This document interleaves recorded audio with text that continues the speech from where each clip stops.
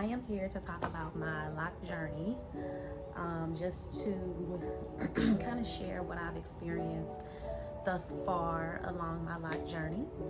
So I decided to lock because one, I really believe that this is the state that our hair is just naturally supposed to be in. Like, say if we were in the wilderness and we didn't have flat irons, we didn't have braiding hair, we didn't have extensions, we didn't have blow dryers, this is the form that our hair would take.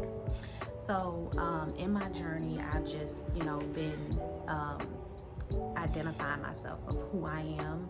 So that was one reason why I wanted to start my journey. Another thing is, if you see me, if you know me, I always have braids, always. It got to the point where I said, you know what, since I always have braids, why not just lock my hair? Like, that way I don't have to go and buy the hair just to put it in my hair, just to braid it, leave it up, then take the braids out, then go do it all over again. It just wasn't making sense to me. So I decided, you know what, let me get my locks.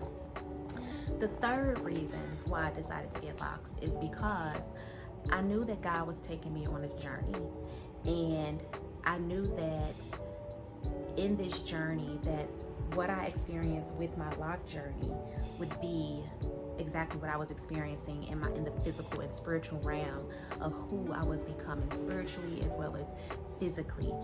So that was another reason why I decided to get locked. So I want to share this journey because maybe you're deciding to get locked, so maybe you've been contemplating, maybe you've been, leaning towards it, maybe you want to know more about it. So I just want to again just share, because of course whatever God gives us, we should give back. So I guess I can start with saying that I did contemplate. I have locked my hair up before. So back in 2014, I actually locked my hair up, and I had locks for about a year and a half. And then I ended up cutting them off because I had a lot of breakage going on, like I think it was like in my root area. I had a lot of breakage going on. Whatever product I was using, it contained alcohol, and that alcohol just ate at my hair. Plus I had colored my hair.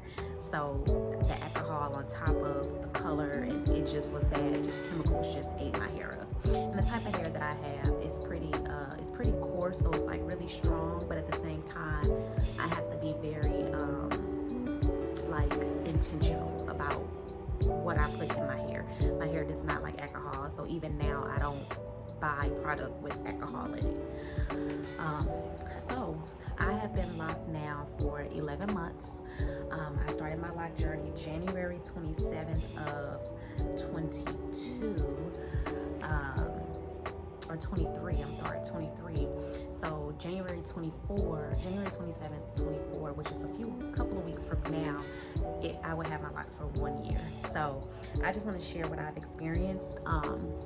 So as you can see, I have them here, and if you just look closely, this is what I'm pretty much looking like right now.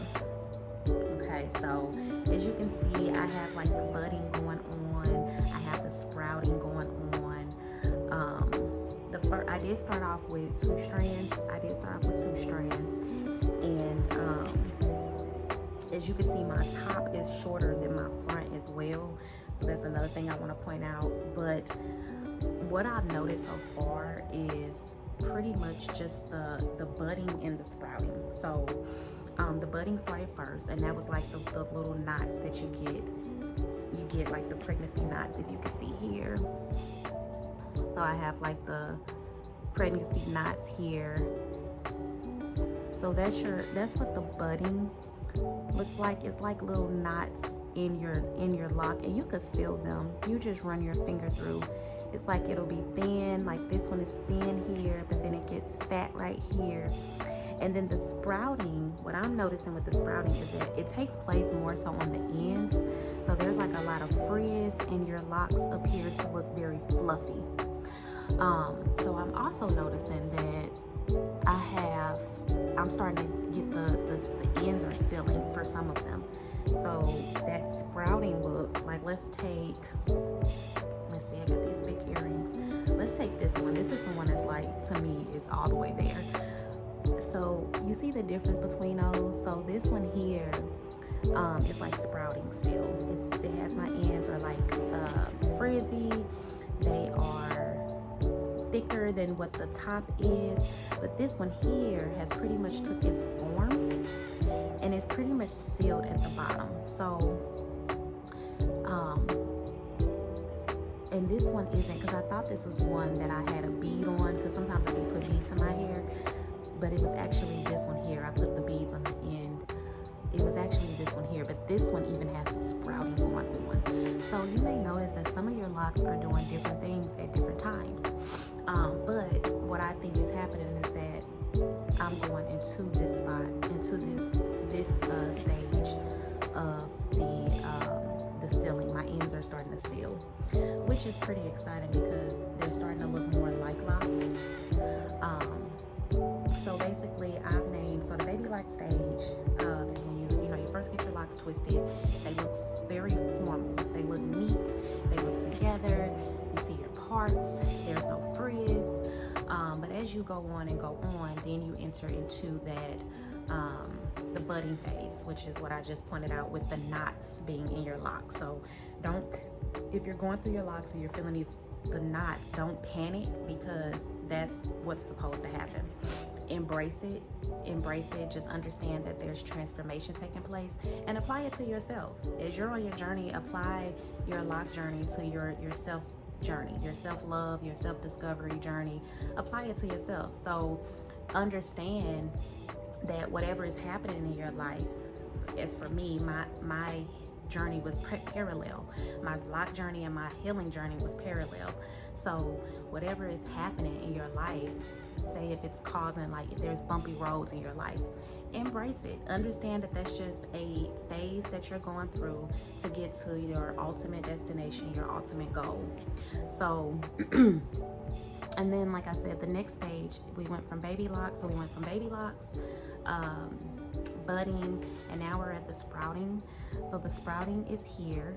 I would say the difference between the budding and the sprouting is that, again, it's more so takes place on the ends. I feel like, from what I've seen in my hair, it's more so taking place on my ends, where your ends are just like super fluffy. And they call it sprouting because it goes thin. As you can see from the root, it's thin, it's locked, and then down here, it's almost like it's opening up. So that's the sprouting part. So look at that as if you're starting to bloom. Look at it like in your journey, like you're starting to bloom, you're starting to sprout, you're starting to open up, you're starting to open up to new things, new ideas, new people in your life, new hobbies, new goals, the ability to accept the transformation. Look at it as that. And then I would say the sealing phase. So we went from baby locks to budding to sprouting to the sealing phase. And like I said, I just started to notice this, so I don't know how long this is gonna last. But if you see here, the little ends are like the little knot balls on the ends. Don't pull those off. Let it do what it's gonna do. I'm glad I saw that. Let it do what it's gonna do. Don't manipulate it in any type of way. Okay, so I believe that's a part of the sealing phase, where your ends are starting to come together. So the sealing phase, look at that as in you're accepting it. You are accepting it. You are sealing this thing up, this journey. You have made up your mind that you're moving forward. You're not looking back anymore. Look at it as that, okay? And I believe the last stage is the maturation process, which I believe is everything is tied together.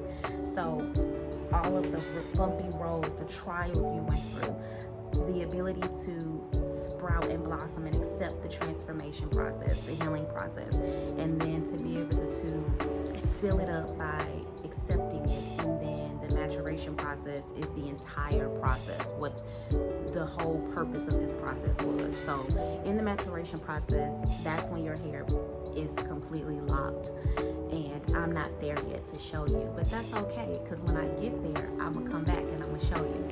But that's what the whole journey is about. The whole journey is you maturing.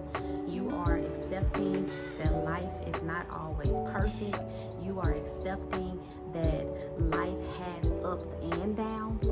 You are learning to embrace both ups and downs of life.